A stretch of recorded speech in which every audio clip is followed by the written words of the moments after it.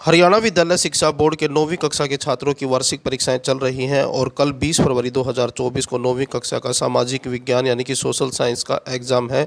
और इस विषय की तैयारी करवाने के लिए आज मैं आपको इस वीडियो के अंदर अर्थशास्त्र के सभी एक एक नंबर वाले इंपॉर्टेंट क्वेश्चनों की तैयारी करवाऊंगा, क्योंकि इस बार जो है 20 नंबर के एक एक नंबर वाले क्वेश्चन आएंगे और इससे पहले भूगोल के और पॉलिटिकल साइंस के एक एक नंबर वाले क्वेश्चनों की वीडियो मैं पहले ही अपने चैनल पर अपलोड कर चुका हूं। अगर वो आपने वीडियो नहीं देखी है तो लिंक आपको इस वीडियो के डिस्क्रिप्शन में मिल जाएगा, वहां से आप उन दोनों वीडियोज़ को भी देख सकते हैं। वीडियो अच्छी लगे तो लाइक करें, चैनल को सब्सक्राइब करके ऑल के बटन के ऊपर क्लिक कर ले ताकि जब नेक्स्ट वीडियो अपलोड हो तो उसका नोटिफिकेशन आपको मिल जाए। और इसके अलावा मैं जो है हिस्ट्री के भी एक एक नंबर वाले क्वेश्चन करवाऊंगा और उसके बाद 2 और 3 नंबर के और फिर 5 नंबर वाले इंपॉर्टेंट क्वेश्चनों की तैयारी करवाऊंगा। और यहाँ पर जो है मैंने क्वेश्चन आंसर तैयार कर रखे हैं और जो नॉर्मल क्वेश्चन आंसर है उसके अलावा जो आपके चैप्टर से भी जो है क्वेश्चन मैंने तैयार किए हैं, क्योंकि आपका जो क्वेश्चन पेपर है पिछले सालों के क्वेश्चन पेपर से मुश्किल आने की संभावना ज़्यादा है, क्योंकि हरियाणा बोर्ड ने सीबीएसई बोर्ड के पैटर्न को फॉलो कर लिया है। अब क्वेश्चन देखें। पहला क्वेश्चन है, पालमपुर के 450 परिवारों में से कितनों के पास भूमि नहीं है, यानी कि खेती करने के लिए जो है उनके पास भूमि नहीं है। तो ऐसे परिवार हैं 150 जिनके पास खेती करने के लिए भूमि नहीं है। अगला क्वेश्चन है, द्वितीयक क्रिया का एक उदाहरण चीनी बनाना।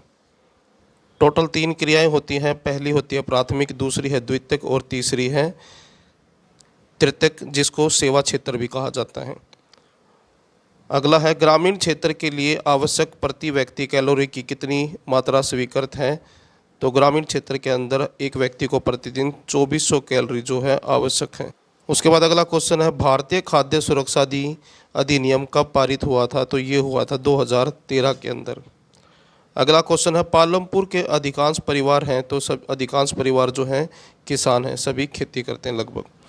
कृषि क्षेत्र में डैश बेरोजगारी पाई जाती है। तो कृषि क्षेत्र के अंदर जो है मौसमी बेरोजगारी और परछन यानी कि छुपी हुई बेरोजगारी भी पाई जाती हैं कृषि क्षेत्र के अंदर। उसके बाद है, निर्धनता रेखा को कैलोरी मापदंड से मापा जाता है। तो ये बात सत्य है, यानी कि जो निर्धनता रेखा है इसको कैलोरी मापदंड से मापा जाता है। उसके बाद है, पीडीएस प्रणाली का क्या अर्थ है। तो इसका मतलब होता है पब्लिक डिस्ट्रीब्यूशन सिस्टम, यानी कि हिंदी में इसको कहते हैं सार्वजनिक वितरण प्रणाली। अगला क्वेश्चन है, भूमि मापने की मानक इकाई है। तो ये होती है हेक्टेयर। उसके बाद अगला क्वेश्चन है क्वेश्चन नंबर 10, भारतीय अर्थव्यवस्था में कौन सा क्षेत्र सबसे अधिक श्रमिकों को समाहित किए हुए, यानी कि भारत के अर्थव्यवस्था के अंदर अधिकतर लोग कौन सा कार्य करते हैं, ये पूछा गया है। तो कृषि करते हैं ज़्यादातर लोग। उसके बाद है क्वेश्चन नंबर 11, तृतीयक क्षेत्र को सेवा क्षेत्र भी कहते हैं, यानी कि जो तीसरा तृतीयक क्षेत्र है इस क्षेत्र को जो है सेवा क्षेत्र भी कहते हैं।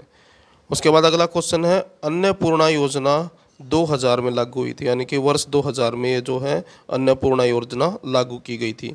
बैंकिंग एक तृतीयक क्षेत्र की क्रिया है, यानी कि बैंकिंग जो है ये सेवा क्षेत्र का हिस्सा है और जिसको तृतीयक क्षेत्र कहते हैं। राष्ट्रीय ग्रामीण रोजगार गारंटी अधिनियम कब पारित हुआ। तो ये हुआ था 2005 के अंदर। ये जो स्कीम है 2005 में आई थी। हरित क्रांति किस दशक के अंत में आई थी। तो हरित क्रांति जो है 1960 में आई थी। अगला है, भारत में किस राज्य में सबसे अधिक रासायनिक उर्वरक उपयोग में लाए जाते हैं, यानी कि रासायनिक उर्वरक यानी कि खाद जो है रासायनिक खाद किस राज्य में सबसे ज़्यादा प्रयोग में की लाई जाती है। तो ये पंजाब में इसका सबसे ज़्यादा प्रयोग होता है। उसके बाद रबी की 2 फसलों के नाम बताएं। तो रबी की 2 फसल हैं गेहूं और सरसों। अगला क्वेश्चन है, पशुपालन वानिकी और कृषि कौन से क्षेत्र के अंतर्गत आते हैं। तो ये प्राथमिक क्षेत्र है, यानी कि प्राथमिक क्षेत्र के कार्य हैं ये सभी तीनों, पशुपालन वानिकी और कृषि। उसके बाद है, नगरीय प्रांतों में प्राय कौन सी बेरोजगारी पाई जाती है, यानी कि शहरों में कौन सी बेरोजगारी पाई जाती है, शिक्षित बेरोजगारी, क्योंकि जो है लोग शिक्षित होते हैं लेकिन उनके पास काम नहीं होता। उसके बाद है, भारत में 2014 में जीवन प्रत्याशा कितने वर्ष थी। तो ये थी 68.3। इसका मतलब ये है कि भारत के अंदर 2014 के अंदर जो है जीवन प्रत्याशा का मतलब ये होता है कि एक व्यक्ति की आयु, यानी कि इस आयु तक लोग जीवित रहते हैं। तो 68.3। उसके बाद नेक्स्ट क्वेश्चन है क्वेश्चन नंबर 21, किस राज्य में साक्षरता दर सबसे अधिक है, यानी कि साक्षरता दर यानी कि पढ़े लिखे लोग जो हैं सबसे ज़्यादा कहाँ पर हैं? केरल के अंदर। उसके बाद अगला क्वेश्चन है, भूमि और पूंजी को उपयोगी कौन बनाता है? तो मानव पूंजी बनाती है इसको। उसके बाद अगला क्वेश्चन है, भारत में 2016 में शिशु मृत्यु दर कितनी थी? 34 प्रति हज़ार, यानी कि 1000 में से जो है 34 शिशु जो है यानी कि बच्चे जो है मर जाते थे 2016 के अनुसार। उसके बाद है, मनरेगा के अंतर्गत कितने दिन की रोजगार की गारंटी दी गई है? यानी कि मनरेगा ये जो स्कीम है इसके अंदर हर एक जो व्यक्ति है उसको 100 दिन की गारंटी दी गई है कि उसको 100 दिन तक जो है रोजगार दिया जाएगा। उसके बाद है, स्वर्ण जयंती ग्राम स्वरोजगार योजना कब आरंभ हुई? तो ये योजना आरंभ हुई थी, शुरू हुई थी 1999 में। मानव विकास रिपोर्ट कौन जारी करता है? ये करता है UNDP।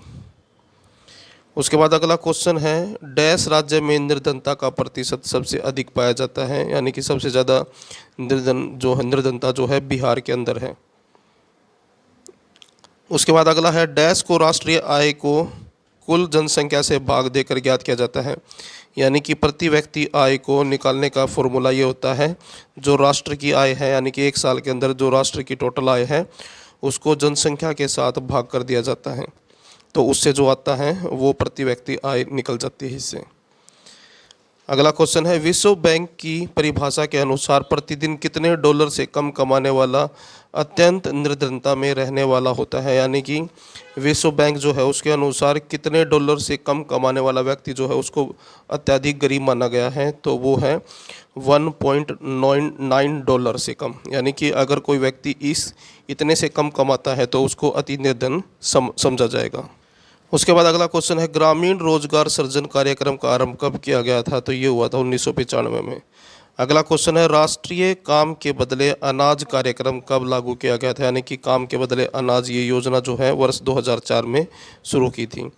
भारत में डैश समूह सर्वाधिक असुरक्षित है? तो भारत के अंदर जो अनुसूचित जनजाति है ये जो समूह है सबसे ज़्यादा असुरक्षित माना गया है। उसके बाद है, पॉवर्टी एंड फेमिन्स के लेखक का नाम बताओ? यानी कि ये किताब किसने लिखी थी? तो इसका नाम है अमर्त्य सेन।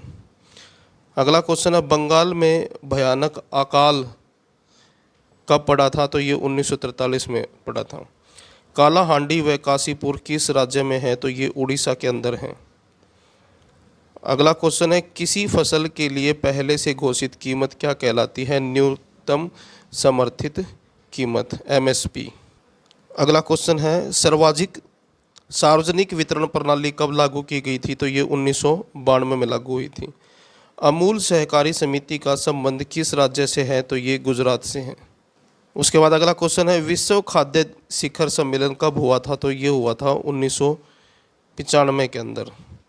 अगला क्वेश्चन है, अनाज की उपलब्धता भारत में किस घटक के कारण संभव हुई? तो ये है सार्वजनिक वितरण प्रणाली और बफर स्टॉक की वजह से। तो ये थे आपके 9वीं कक्षा के अर्थशास्त्र के एक नंबर वाले मोस्ट इम्पोर्टेंट क्वेश्चन। वीडियो अच्छी लगे तो लाइक करें, चैनल को सब्सक्राइब करके ऑल के बटन के ऊपर क्लिक कर लें ताकि जब नेक्स्ट वीडियो अपलोड हो तो उसका नोटिफिकेशन आपको मिल जाए।